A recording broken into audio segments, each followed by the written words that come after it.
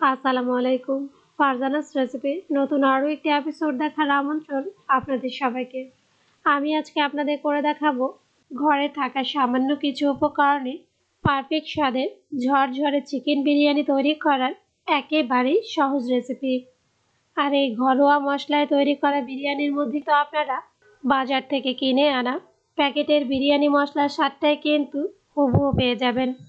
তো আমার রেসিপিগুলো যদি আপনাদের ভালো লেগে থাকে তাহলে আমার চ্যানেলটাকে সাবস্ক্রাইব করতে ভুলবেন না। তো চলুন গিয়ে দেখে নিই ঘরোয়া মশলায় সহজ আর ঝরঝরে বিরিয়ানি তৈরি করার সম্পূর্ণ প্রস্তুত প্রণালী। এখন প্রথমেই আমরা বিরিয়ানির মশলাটা তৈরি করে নেব। আর এর জন্য এখানে আমি একটা প্লেটের মধ্যে নিয়েছি 1 ইঞ্চি 2 স্টিক দারচিনি, 3টা শুকনো মরিচ, অর্ধেকটা জয়ত্রী, একটা কালো এলাচ, অর্ধেকটা তারামরি, অর্ধেকটা জয়ফল, 7টা সবুজ এলাচ, 5টা লবঙ্গ, 1 চা চামচ সাজিরা, 1 চা চামচ মিষ্টি মরি, 1 চা চামচ কালো গোলমরিচ। তবে আপনারা চাইলে এখানে সাদা গোলমরিচটাও ব্যবহার করতে পারেন 1 চা চামচ পরিমাণ। সবশেষে 2টা তেজপাতা।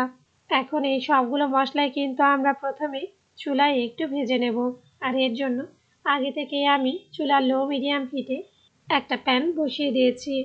এখন এই প্যানের মধ্যে সাজিরা, মিষ্টি মৌরি এবং গোলমরিচ ছাড়া বাকি সবগুলো মশলাই আমরা দিয়ে দেব। সেই সাথে এখানে যে তেজপাতা 2টা নিয়েছি সেটা কিন্তু আমি হাত দিয়ে ছিঁড়ে একটু ছোট করে দেব এবং দারচিনির টুকরোটাও হাত দিয়ে একটু ভেঙে দেব।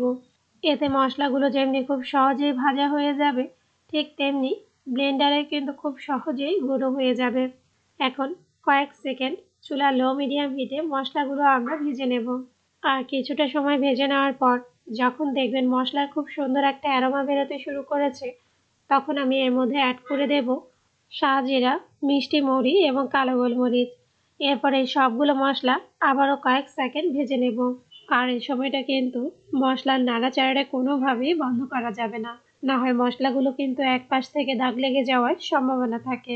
দেখুন, কিছুটা সময় ভেজে নেওয়ার পর যখন দেখবেন মশলাগুলো ফুটতে শুরু করেছে, তখনই বুঝতে হবে মশলাটা কিন্তু ভাজা হয়ে গেছে। এখন চুলাটা বন্ধ করে দেব এবং সম্পূর্ণ মশলাটাই আমি একটা ব্লেন্ডার জগে নিয়ে নেব। তবে আপনাদের হাতের কাছে যদি ব্লেন্ডার জগ না থাকে কোনো সমস্যা নেই, আপনারা চাইলে এই মশলাটা কিন্তু পাটায় পিষেও ব্যবহার করতে পারেন। দেখুন, সম্পূর্ণ মশলাটাই কিন্তু আমার ব্লেন্ডার জগে নেওয়া হয়ে গেছে। এখন এগুলো খুব ভালোভাবে ব্লেন্ড করে নেব। ব্লেন্ড করে নেওয়ার পর মশলাটা দেখতে ঠিক এরকমই হবে। এখন এই সম্পূর্ণ বিরিয়ানির মশলাটাই আমি আবার একটা বাটির মধ্যে নিয়ে নেব এবং এই মশলার মধ্যে অ্যাড করে দেব 1 ইঞ্চির 1 স্টিক দারচিনি, 3টা সবুজ এলাচও অ্যাড করে দেব। সব শেষে একটা তেজপাতা ঠিক এভাবে ছেড়ে দিয়ে দিলেই কিন্তু তৈরি হয়ে যাবে ঘরের তৈরি বিরিয়ানি মশলা। এখন এই মশলাটা আমি একটা সাইডে রেখে দেব। সেই সাথে বিরিয়ানির জন্য 1 মিনিটের টক দইয়ের প্রিপারেশনটা আপনাদের দেখিয়ে দেব। আর এর জন্য আবারও একটা বাটির মধ্যে আমি নিয়েছি মেজারমেন্ট কাপের 1/3 কাপ গুঁড়ো দুধ। এখন এই গুঁড়ো দুধের মধ্যে আমি অ্যাড করে দেব 2 টেবিল চামচ ভিনেগার। তবে আপনাদের হাতের কাছে যদি ভিনেগারটা না থাকে কোনো সমস্যা নেই, আপনারা চাইলে এখানে লেবুর রসটাও ব্যবহার করতে পারেন 2 টেবিল চামচ পরিমাণ। এখন গুঁড়া দুধ আর লেবুর রসটা আমি খুব ভালোভাবে একসাথে মিশিয়ে নেব। আর এরই সাথেই কিন্তু তৈরি হয়ে গেল মাত্র 1 মিনিটের ইনস্ট্যান্ট টক দই। এখন এই টক দইটাও আমি একটা সাইডে সরিয়ে রাখবো, সেই সাথে চিকেনের প্রিপারেশনটা করে নেব। আর এর জন্য এখানে আমি আগে থেকেই 1 কেজি মুরগির মাংস ধুয়ে পরিষ্কার করে নিয়েছি। আর একটু খেয়াল করুন, মাংসটা কিন্তু আমি রেগুলার সাইজে পিস করে নিয়েছি। এখন এই মুরগির মাংসের ম্যারিনেশনের জন্য প্রথমে এর মধ্যে আমি অ্যাড করে দেব আগে থেকে যে টক দইটা আমরা তৈরি করে রেখেছিলাম সেই ইনস্ট্যান্ট টক দই।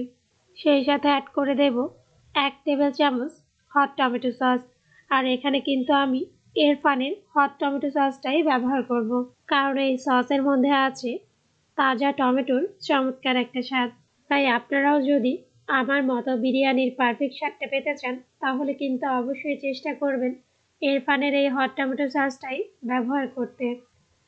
এরপরে এর মধ্যে আমি অ্যাড করে দেব 1 চা চামচ লবণ এখন এই সবগুলো উপকরণ আবারও খুব ভালোভাবে একসাথে চিকেনের মধ্যে মাখিয়ে নেব।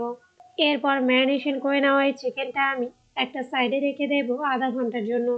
সেই সাথে বিরিয়ানির জন্য চালের প্রিপারেশনটা করে নেব। আর এর জন্য এখানে আমি ইরফানের চিনি গুঁড়া চালটা ব্যবহার করেছি, কারণ এই চাল দিয়ে রান্না করা পোলাও বা বিরিয়ানিটা হয় একেবারেই ঝরঝরে আর সুগন্ধি, এবং বিরিয়ানির স্বাদটা হয় একেবারেই মুখে লেগে থাকার মতো। আর আপনারা কিন্তু এই চালটা যে কোনো বড় শপিং মল অথবা মুদির দোকানগুলোতেই খুব সহজেই পেয়ে যাবেন। এখন এখান থেকে মেজারমেন্ট কাপের 2.5 কাপ মানে আধা কেজি পরিমাণ চিনি গুঁড়া পোলাওয়ের চাল আমি নিয়ে নেব। এরপরে চালের মধ্যে পর্যাপ্ত পরিমাণ পানি দিয়ে চালটাকে ঠিক এভাবে হাত দিয়ে কষলে ধুয়ে নেব, যতক্ষণ না পর্যন্ত চালের মধ্যে থাকা পানির কালারটা পুরোপুরিভাবেই স্বচ্ছ হয়ে যায়। দেখুন, চালটা কিন্তু আমি পরিষ্কার করে ধুয়ে নিয়েছি এবং চালের মধ্যে থাকা এক্সট্রা পানিটাও ফেলে দিয়েছি। এখন আবারও ধুয়ে নেওয়া এই চালের মধ্যে আমি পর্যাপ্ত পরিমাণ পানি দিয়ে চালটা একটা সাইডে রেখে দেব 20 মিনিটের জন্য। 20 মিনিট পর দেখুন, চালটা কিন্তু ফুলে সাইজে ডাবল হয়ে গেছে, সেই সাথে অনেকটাই নরম হয়ে গেছে। এখন একটা স্ট্রেনারের মধ্যে ভিজিয়ে রাখা সম্পূর্ণ চালটাই আমি ঠিক এভাবে তুলে নেব। তুলে একটা সাইডে রেখে দেব আবারও আধা ঘন্টার জন্য, যেন চালের মধ্যে থাকা এক্সট্রা পানিটা পুরোপুরিভাবে ঝরে যায়। সেই সাথে বিরিয়ানির জন্য মাংস রান্নার প্রিপারেশনে চলে যাব। আর এর জন্য আবারও চুলার মিডিয়াম হিটে একটা প্যানের মধ্যে আমি দিয়ে দেব মেজারমেন্ট কাপের 1/3 কাপ রান্নার রেগুলার তেল। সেই সাথে অ্যাড করে দেব মেজারমেন্ট কাপের 1 কাপ পরিমাণ পেঁয়াজ কুচি। এখন তেলের মধ্যে পেঁয়াজ কুচিটা আমি কয়েক সেকেন্ড ভেজে নেব, যতক্ষণ না পর্যন্ত পেঁয়াজটা নরম হয়ে নেতিয়ে আসে এবং পেঁয়াজের মধ্যে হালকা একটা ব্রাউন কালার চলে আসে। দেখুন, কিছুটা সময় ভেজে নেওয়ার পর পেঁয়াজের মধ্যে কিন্তু হালকা একটা ব্রাউন কালার চলে এসেছে। আর এই পর্যায়ে এর মধ্যে আমি অ্যাড করে দেব 1 টেবিল চামচ আদা বাটা, 1 চা চামচ রসুন বাটা। এখন বাটা মশলাটাও আমি ভাজা পেঁয়াজের সাথে কয়েক সেকেন্ড ভুনে নেব। এরপরে এর মধ্যে আমি অ্যাড করে দেব 1 চা চামচ ধনিয়া গুঁড়া, 1 চা চামচ জিরার গুঁড়া, আর দিয়ে দেব আগে থেকে যে বিরিয়ানির মশলাটা আমরা তৈরি করে রেখেছিলাম সম্পূর্ণ মশলা। তবে আপনারা যদি দোকান থেকে কিনে আনা প্যাকেটের বিরিয়ানি মশলাটা ব্যবহার করতে চান, কোনো সমস্যা নেই। সেক্ষেত্রে এ পর্যায়ে প্যাকেটের বিরিয়ানি মশলাটা এখানে দিয়ে দিলেই কিন্তু হয়ে যাবে। তবে তখন কিন্তু আলাদা করে ধনিয়া আর জিরা গুঁড়াটা ব্যবহার করার কোনো প্রয়োজন নেই। এখন এই সবগুলো মশলা আবার একটু নেড়ে চেড়ে এর মধ্যে আমি অ্যাড করে দেব মেজারমেন্ট কাপের 1/3 কাপ নর্মাল পানি। এখন পানি আর মশলাটা আবারও খুব ভালোভাবে একসাথে মিশিয়ে নিয়ে প্যানে ঢাকনা দিয়ে দেব ঘড়ি ধরে 5 মিনিটের জন্য, যেন মশলাটা খুব ভালোভাবে কষানো হয়ে যায়। দেখুন, 5 মিনিট পর মশলাটা কিন্তু কষানো হয়ে গেছে, কারণ মশলার উপরে কিন্তু তেল ভেসে উঠেছে। আর এই পর্যায়ে এর মধ্যে আমি অ্যাড করে দেব আগে থেকে যে চিকেনটা আমরা ম্যারিনেশন করে রেখেছিলাম সম্পূর্ণ মুরগির মাংস। তবে আমি এখানে মুরগির মাংস ব্যবহার করেছি, আপনারা কিন্তু চাইলে এখানে গরু অথবা খাসির মাংসটাও ব্যবহার করতে পারেন। এখন মশলা আর মাংসটা আমি আবারও খুব ভালোভাবে একসাথে নেড়ে চেড়ে কষিয়ে নেব 5 মিনিটের জন্য। 5 মিনিট পর যখন দেখবেন মশলাটা মাংসের গায়ে খুব ভালোভাবে ভেজে গেছে এবং মশলা থেকে তেল ছেড়ে দিয়েছে, তখনই বুঝতে হবে মাংস আর মশলাটা কিন্তু আবারও একসাথে খুব ভালোভাবে কষানো হয়ে গেছে। আর এই পর্যায়ের মধ্যে আমি অ্যাড করে দেব মেজারমেন্ট কাপের 1 কাপ পরিমাণ বড় টুকরো করে কাটা আলু। তবে আপনারা চাইলে এই আলুটা কিন্তু বাদও দিতে পারেন, কোনো সমস্যা নেই। এখন আবারও 5 মিনিট মশলা আর মাংসের সাথে আলুটাও আমরা কষিয়ে নেব। 5 মিনিট পর এর মধ্যে আমি অ্যাড করে দেব স্বাদ মতো লবণ। আর লবণটা কিন্তু অবশ্যই একটু বুঝে দেবেন, কারণ মাংসটা ম্যারিনেশনের সময় আগেও কিন্তু একবার আমরা লবণটা ব্যবহার করেছিলাম। এখন লবণটাও ভালোভাবে মিশিয়ে নেওয়া হয়ে গেলে এর মধ্যে আমি অ্যাড করে দেব মেজারমেন্ট কাপের 1 কাপ পরিমাণ লিকুইড গরুর দুধ। আর এই দুধটা আমি আগে থেকে জাল করে ঠান্ডা করে নিয়েছি। সেই সাথে বিরিয়ানির জন্য এই মাংসটা সেদ্ধ করতে কিন্তু আমরা কোনো রকম পানি ব্যবহার করব না, দুধের উপরেই কিন্তু মাংসটা আমরা সেদ্ধ করে নেব চুলার মিডিয়াম হিটে ঘড়ি ধরে 10 মিনিটের জন্য। আর অবশ্যই কিন্তু এ পর্যায়ে কিছুটা সময় পর পর ঢাকনা তুলে মাংসটা একটু নেড়েচেড়ে দেবেন। না হয় মাংসের গ্রেভিটা কিন্তু পাতিলের তলায় বেজে যাওয়ার সম্ভাবনা থাকে। দেখুন 10 মিনিট পর মাংস আর আলুটা যেমনি সেদ্ধ হয়ে গেছে এবং এর ঝোলটাও কিন্তু অনেকটাই কমে গেছে। আর এ পর্যায়ে মাংসটা আমরা চুলা থেকে নামিয়ে একটা সাইডে রেখে দেব। সেই সাথে বিরিয়ানির জন্য চালের প্রিপারেশনটা করে নেব। আর এর জন্য এখানে আমি আবার একটা প্যানের মধ্যে দিয়ে দেব মেজারমেন্ট কাপের 1/4 কাপ রান্নার রেগুলার তেল। সেই সাথে অ্যাড করে দেব আগে থেকে যে চালটা আমরা ধুয়ে স্টেনারে রেখেছিলাম সেই পোলাওয়ের চাল। এখন একটা স্প্যাচুলা দিয়ে অনবরত নেড়ে চেড়ে চালটা আমরা ভেজে নেব ঘড়ি ধরে 10 মিনিটের জন্য। আর এই সময়ের মধ্যে কিন্তু চালের নাড়াচাড়াটা কোনোভাবেই বন্ধ করা যাবে না, না হয় চালটা কিন্তু পাতিলের তলায় বেজে যাওয়ার বা দাগ লেগে যাওয়ার সম্ভাবনা থাকে। দেখুন 10 মিনিট পর চালটা কিন্তু খুব ভালোভাবেই ভেজে নেওয়া হয়ে গেছে। এখন এই ভেজে নেওয়া চালের মধ্যে আমি অ্যাড করে দেব মেজারমেন্ট কাপের 5 কাপ বলক আসা গরম পানি।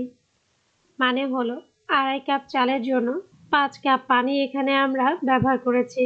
আর অবশ্যই কিন্তু পানিটা যেন একেবারে বলক আসা গরম হয় সেই দিকটা খেয়াল রাখবেন। এরপরে এর মধ্যে অ্যাড করে দেব স্বাদ মতো লবণ। এখন এই সবগুলো উপকরণ আবার খুব ভালোভাবে একসাথে নেড়ে চেড়ে মিশিয়ে নেব।